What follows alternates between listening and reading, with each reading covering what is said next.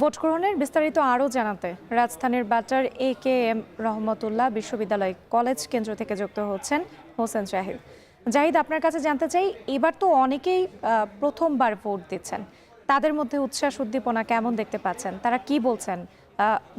যেখানে ভোট দিতে যাচ্ছেন তারা ভোটের সার্বিক পরিস্থিতি নিয়ে কিছু বলেছেন কিনা? মূলত ভোট কেন্দ্র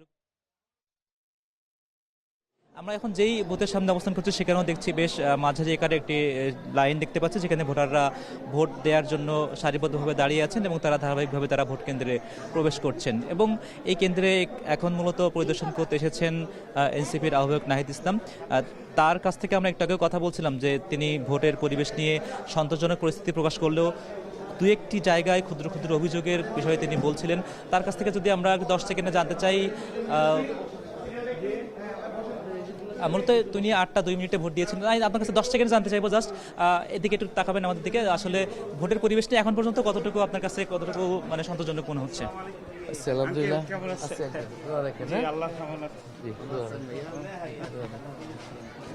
এই মুহূর্তে তিনি প্রার্থীদের জায়গা থেকে আলহামদুলিল্লাহ ভালো আছে।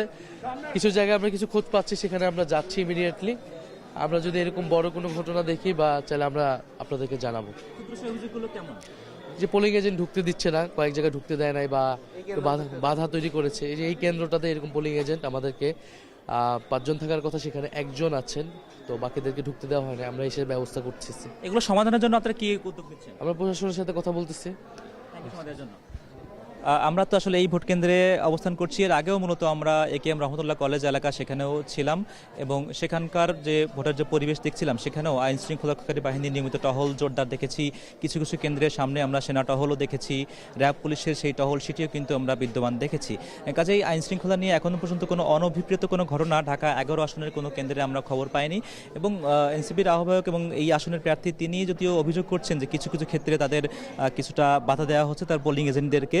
তো সেই অভিযোগের পাশাপাশি যদিও বৃহৎ আকারে মূলত সন্তুষ্টি প্রকাশ করা সেটি এখনও জারি রেখেছেন। এবং ঢাকা 11 আসনের অন্যান্য যে সকল কেন্দ্রগুলো রয়েছে, মোট 20টিরও বেশি কেন্দ্রকে ঝুঁকিপূর্ণ হিসেবে আইন শৃঙ্খলা রক্ষাকারী বাহিনীতে উল্লেখ করেছিলেন, কিন্তু সেগুলোতে এখনও পর্যন্ত আমরা বেশ সন্তোষজনক অবস্থায় দেখছি।